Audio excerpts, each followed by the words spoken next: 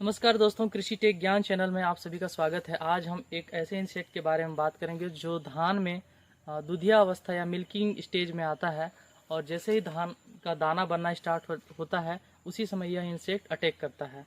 और इसका जो इफेक्ट है इतना भयानक होता है कि अगर समय पर इसका स्प्रे इसमें इंसेक्टिसाइड का नहीं किया गया या इसका कोई उपाय नहीं किया गया तो ये 30 से 40% से लेके 60% तक फसलों को हानि पहुंचा सकता है।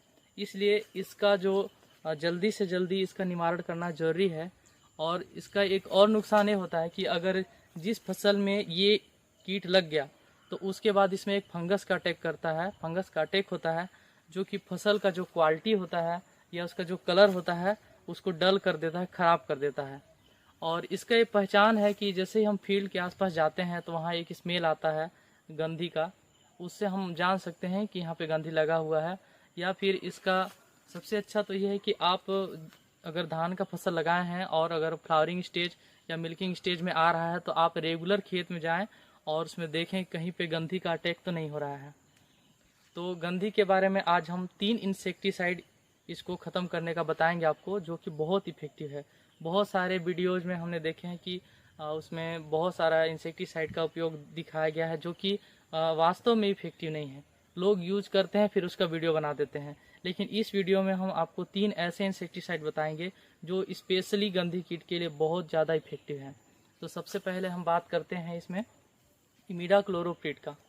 तो इसका जो फार्मूलेशन है वो इमिडाक्लोरोप्रिड 70.8% के रूप में आता है और मार्केट में इसका जो 100 ml का जो डब्बा आता है वो 100, 120 या फिर 150 रुपये से लेके 350 रुपये तक का आता है।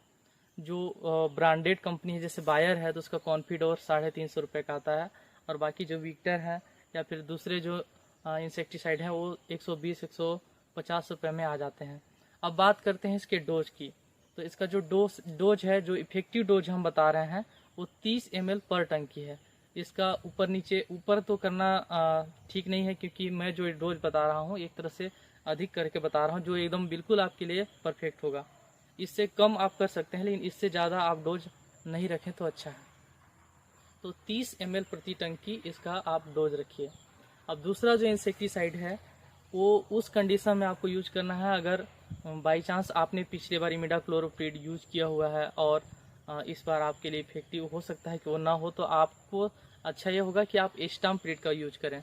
ज़्यादातर मार्केट में इजीली अवेलेबल होता है इमिडाक्लोरोप्रिड, लेकिन अगर इमिडाक्लोरोप्रिड हो सकता है कि कई बार फेल हो जाता है क्योंकि इसके प्रति इंसेक्ट के अंदर रेसिस्टेंस पैदा हो जाता है। तो उसके विकल्प में रूप में आप एसिटाम्प्रिड का यूज कर सकते हैं जो कि अभी बहुत अच्छा ये इंसेक्टिसाइड है और ये जो कीट है उसका तीनों स्टेज में प्रभावी होता है।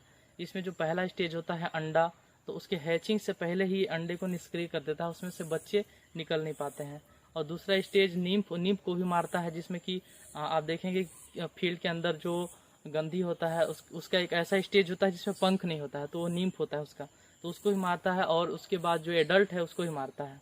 तो ये तीनों स्टेज को मारता है स्टाम्प्रिड और ये बहुत ज़्यादा इफेक्टिव है। और अगर आप इन दोनों का यूज कर चुके हैं और आपको लगता है कि इसमें कुछ कम इफेक्ट है और आपको इस पर ट्रस्ट नहीं है तो आप तीसरा एक मैं बेस्ट मानता हूँ इंसेक्टिसाइड, वो है लेम्डासाइलोथ्रिन 5% EC।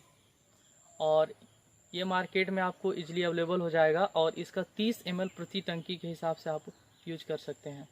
और इसका मार्केट में जो कीमत है वो 120, 150 रुपये 100 ml में आ जाएगा। तो वो तीनों जो इंसेक्टिसाइड है लगभग मार्केट में सेम इसका रेट है, प्राइस है और इसका जो डोज भी है वो सेम है।